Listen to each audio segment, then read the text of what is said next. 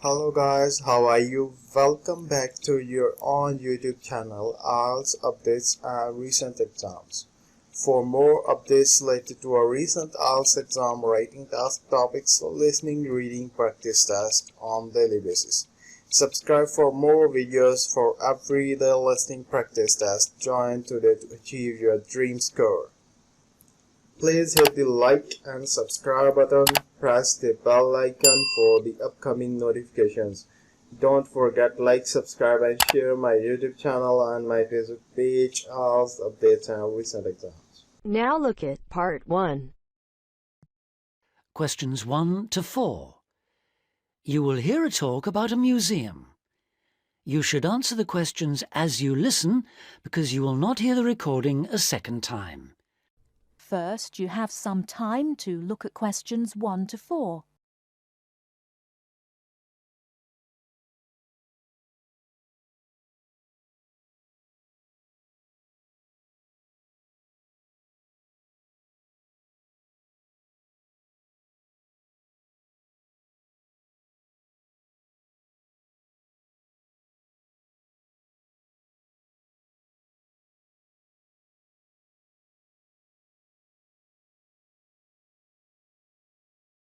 Listen carefully and answer questions 1 to 4.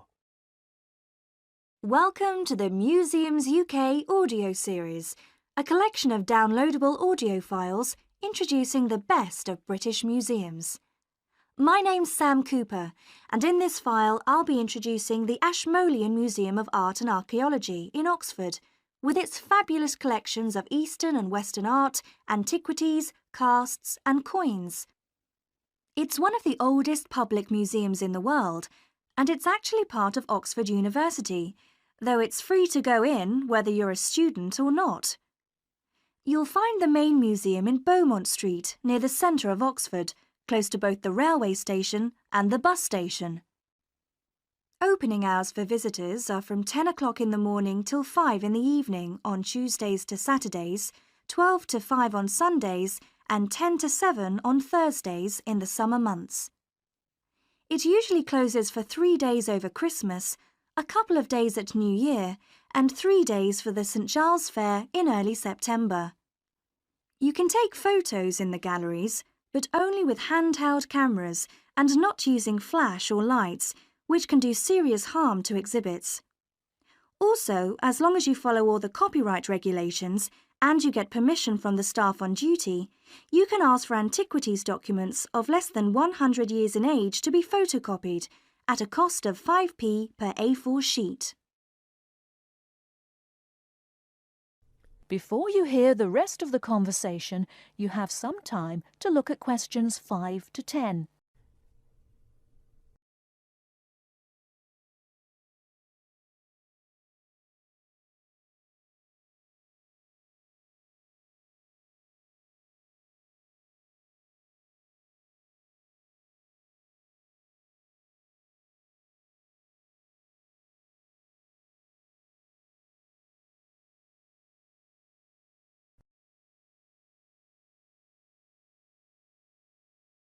Now listen and answer questions 5 to 10. Perhaps not surprisingly, given its links with the university, the Ashmolean has an education service for schools and the general public. Activities include guided group visits, which for adults last 60 minutes and cost £4 each. This makes the minimum price per group £28, as group sizes vary from 7 to 15 people. Visits by groups of young people take the same amount of time as the adult tours, but cost just £2 for university students. So, with at least 7 to a group, the lowest price is £14, though please note that there's an upper limit of 14 group members rather than the 15 for adults. For schools, there are visits to suit all age groups, and for the most popular ones, such as those to see the Greek and Egyptian collections, it's best to book a term in advance. Tours last 50 minutes, starting at 10:15, 11:30 and 1:15, with a maximum of 13 children per group. Now, if you're free in the middle of the day, why not go along to one of the 45-minute lunchtime talks? There's a really wide range of topics. On the 19th, for example, the subject is Greek mythology, and on the 20th, there's Celebration of India. Both begin at 1:15, the usual time for these talks, and they're held every Tuesday, Wednesday, and Friday. Another regular feature, on Saturday mornings through to the afternoons, are the workshops. If you're interested in developing your own illustrative and artistic skills, these are for you. They're aimed at artists of varying levels of experience and are always led by practicing artists. Running for 6 hours from 10 o'clock, this is wonderful value at just £5, including basic materials, and also a decent cup of coffee. That is the end of part 1. You now have half a minute to check your answers.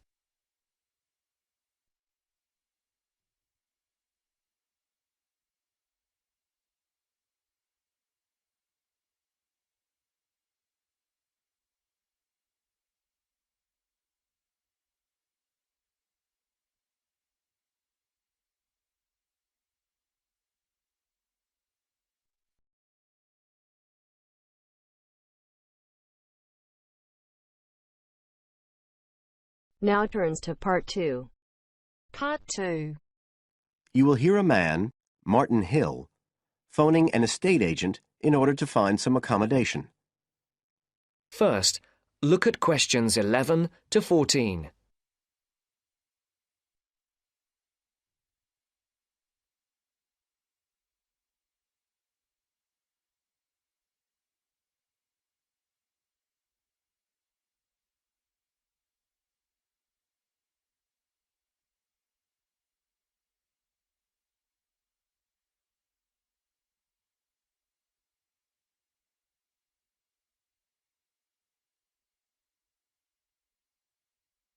Listen carefully.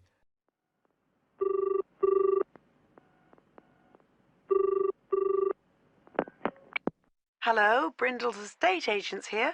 How may I help you? Oh, good morning. I'm ringing to see what flats you have for rent at the moment. Right. Can I start by just taking your name, Mr.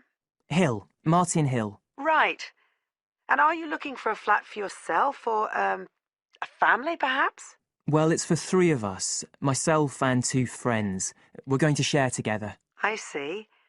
What about employment? Are you all students? Oh, no, we've all got full-time jobs. 2 of us work in the central bank, that's Chris and me, and Phil, that's the other one, is working for Hallam Cars, you know, at the factory about 2 miles out of town. I'll put you down as young professionals then. And I suppose you'll be looking for somewhere with 3 bedrooms? Yeah, at least 3. But actually, we'd rather have a 4th room as well, if we can afford it, for friends staying over and stuff. Is that with a living room to share, plus kitchen and bathroom? Yeah, that sounds good. But we must have a bathroom with a shower. We don't mind about having a bath, but the shower's crucial. OK, I'll just key that in. And are you interested in any particular area? Well, the city centre would be good for me and Chris, so that's our first preference. But we'd consider anything in the west suburbs as well, really. Actually, for Phil, that'd be better, but he knows he's outnumbered. But we aren't interested in the north or the east of the city. OK, I'm just getting up all the flats on our books. Before the broadcast continues, look at questions 15 to 20.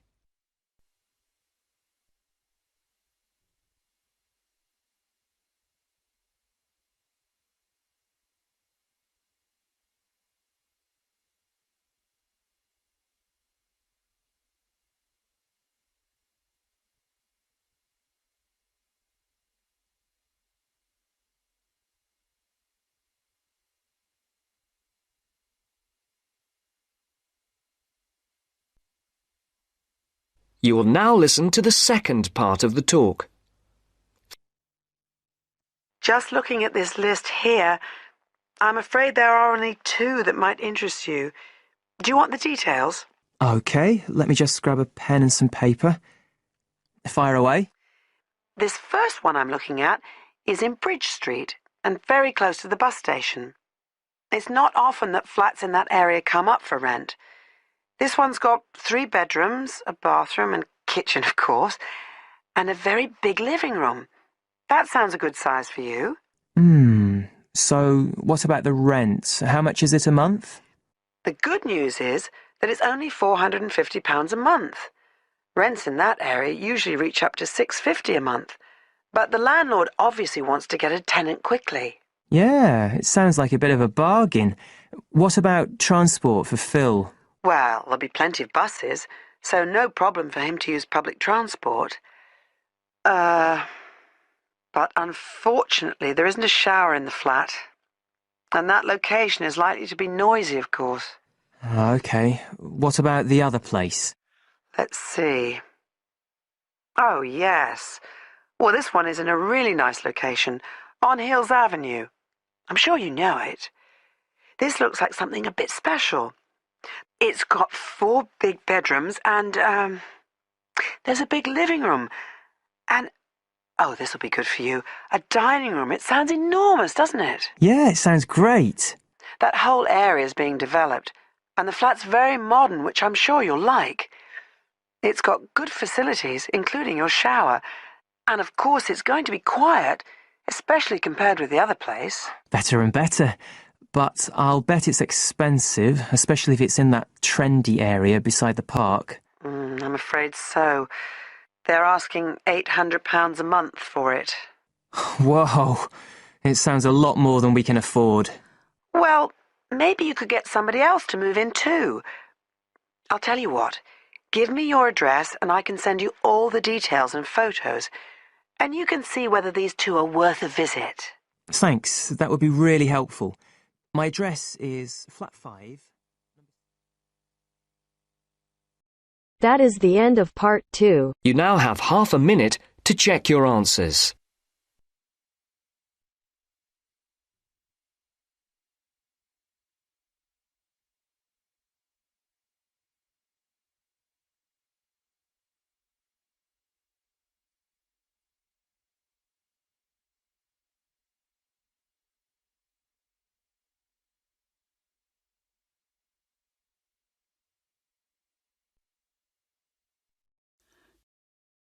Now turns to part 3. Part 3. You will hear an expert on birds talking about sparrows, one of the most common bird species in urban and suburban environments around the world. The expert discusses some possible causes for their declining numbers. First, you have some time to look at questions 21 to 26.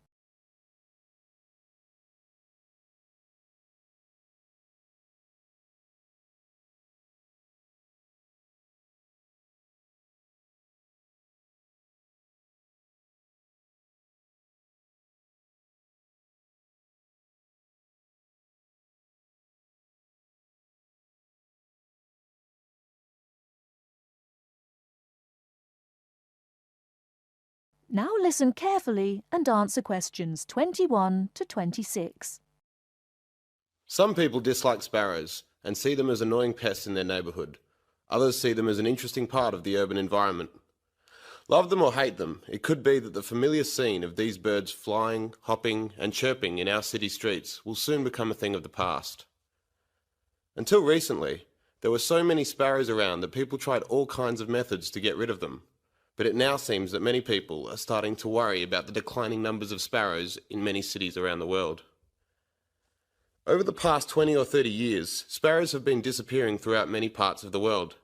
In Britain, since the 1920s, the overall population of sparrows has declined by 92%. In London, they were once so plentiful that people who conducted regular surveys did not bother to count them because they were simply too common. Now there are none. This decline has also been recorded in some cities in continental Europe, parts of North America, and India as well.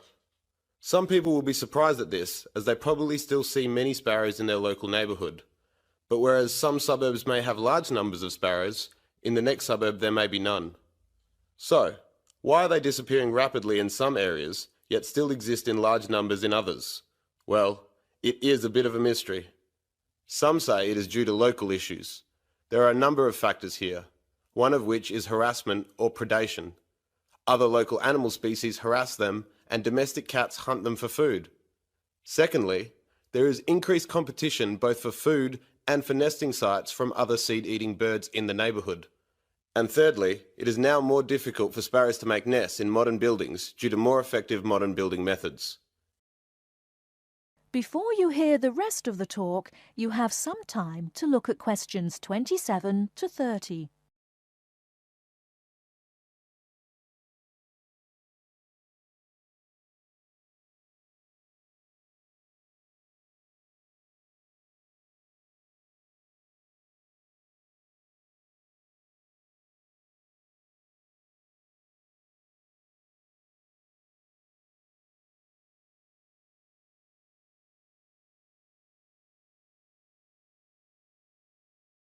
Now listen and answer questions 27 to 30.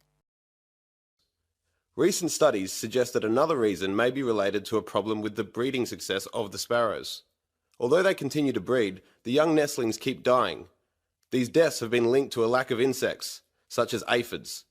This decrease in the availability of insects, it is believed, then causes the young nestlings to die of starvation or dehydration.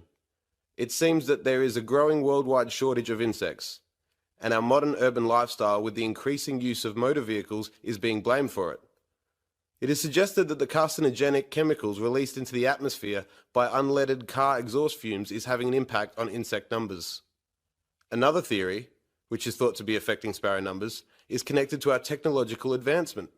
According to some experts, the mobile telephone towers that are now a feature of our modern cities emit electromagnetic radiation, which might affect the sparrow's central nervous systems and result in their death.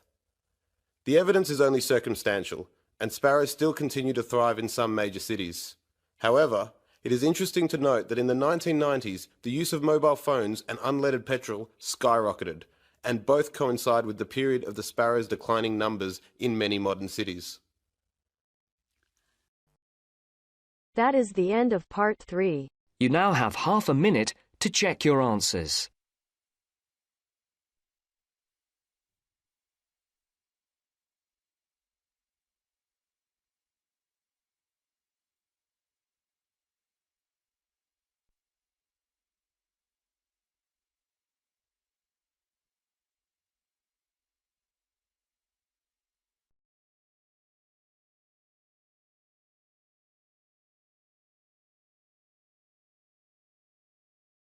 Now turns to part 4.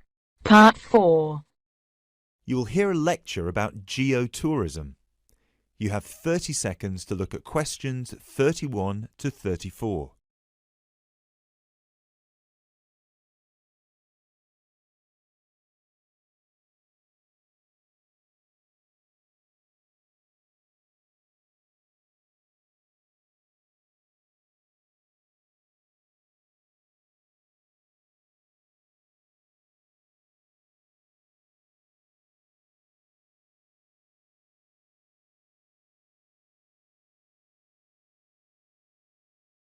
Now, I'd like to move on to talk about something called geotourism. Geotourism is very basically leveraging the benefits of tourism for local communities. I would just like to give you a couple of statistics which are very illustrative of the current situation with regard to young travellers and international tourism. Firstly, tourism has an impact on more people worldwide than any other industry. Indeed, it has an impact on 1 in every 2 people, either directly or indirectly. The second statistic is that in global tourism, there is a 97% economic leakage. This means that if you spend £100 on going on holiday, normally only £3 of that money will actually reach the people who are giving you the services and the accommodation, for example, in the destination. If you put these two figures together, you can understand why some of the regions of the world which have very high levels of tourism still have very high levels of poverty and huge developmental challenges. These countries have this massive industry demanding a huge number of services, but they are not seeing a fair reward for these services. Geotourism is about changing this.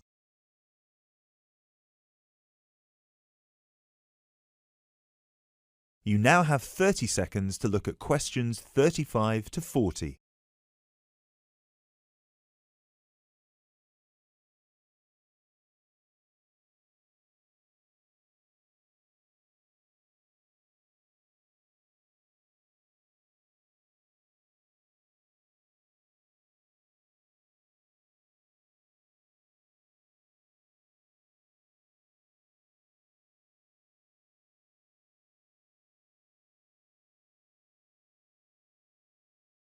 Projects are now being developed with financial organisations such as the World Bank. One of these involves developing a technology platform which is bringing grassroots travel products such as hotels, locally owned hotels, not global chains, very locally owned tour operators to the international travel market, therefore avoiding the middlemen. These middlemen often cut them out of the market completely or just make their business unsustainable. Another way that geotourism can be promoted is through the niche travel market of volunteering. These days, a significant number of older teenagers want to spend a gap year, either between school and university, or university and employment.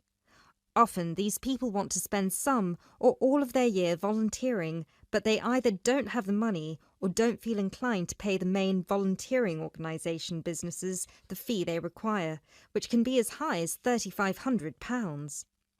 What they are looking for is an organisation who can connect them with people on the ground, who can suggest worthwhile local projects. So, this is a real win-win scenario. The organisers charge a small flat fee, which then goes to the local contact. Thus, the local contact gets a very good commission just for one customer. The customer is also saving a large amount of money and time, both of which they can give to the projects they end up working on. There is still quite a long way to go before poverty in the most popular of tourist areas is eradicated, but a focus on this type of geotourism could provide an answer.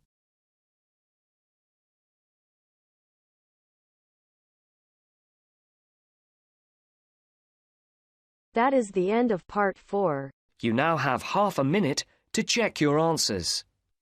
Thanks for listening. God bless you all. Don't forget like, subscribe and share my YouTube channel and my Facebook page, IELTS Update and Recent Exam. For everyday listening practice test, for more material visit my website www.ieltsupdatesandrecentexams.com. The link is also given below in the description. Please write your score below the comment section. And please like and subscribe my channel for more IELTS listening practice tests on daily basis. Again, thanks for listening. God bless you all.